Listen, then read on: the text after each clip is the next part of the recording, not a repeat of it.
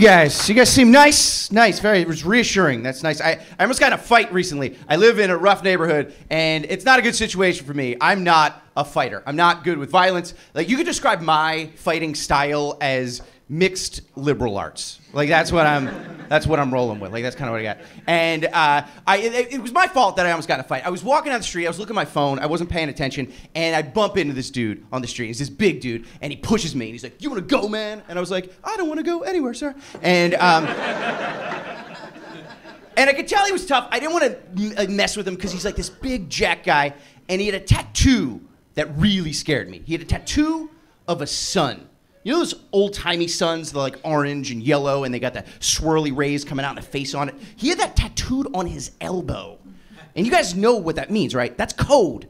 That means he murdered somebody at a Dave Matthews concert. That's what that means. Crash into me? I don't think so. I saw this the other day. One of the most bizarre things I've ever seen. I was walking down the street, and I walked past a nail salon.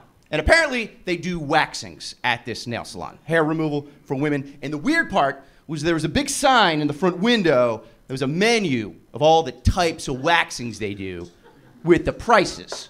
So it was like facial waxing, $10. Underarm, $17.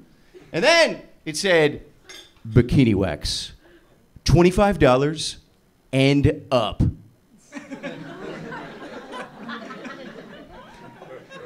And up is the part that got me.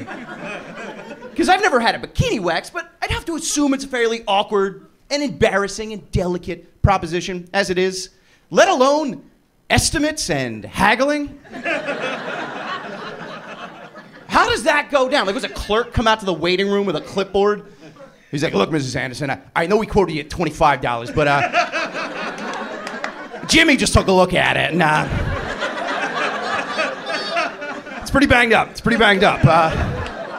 Parts and labor loans from at least 50. Like, I don't think that's how.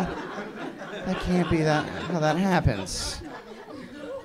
I'm married. I love my wife, and my wife loves wine, and she loves wine a lot. I like wine. I like to drink a little bit. Her and her friends get way into wine, though. They think it's very cute that they love wine. They drink it all the time, and they have like cute little like T-shirts that they wear and like little posters, like sayings. It's like cute. It's like little puns. It's like, "Hit me, baby, one more wine." Yeah. It's wine o'clock somewhere. You're just a drunk. That's all that is. You're just an alcoholic. How's that cute? The PR person for wine is amazing. There's no other alcohol can you do that and be cute. You can't wear a shirt that's like, "I can't drive with my kids in the car. It's too whiskey." Ha ha. You're like, you can't.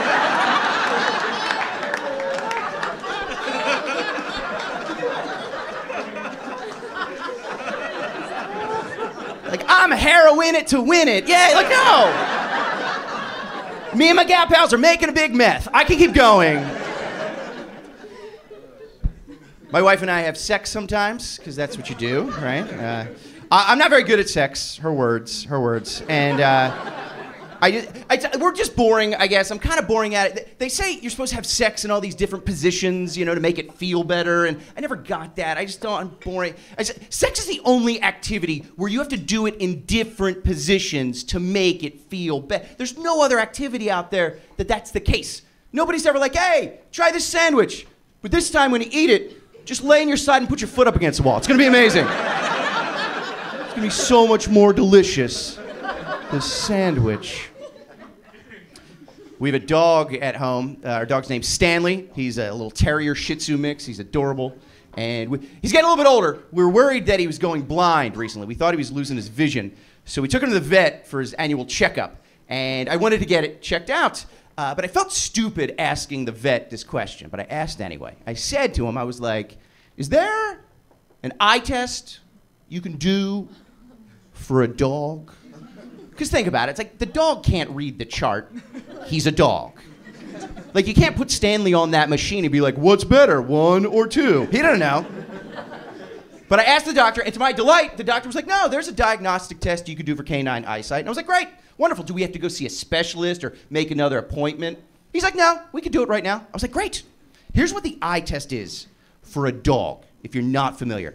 This is what happened. Stanley, my dog, is sitting on the exam table, and it's a little technical. This is what happens. He's sitting there, and the doctor reaches back, and he grabs a handful of cotton balls. And then he whips him at my dog's face.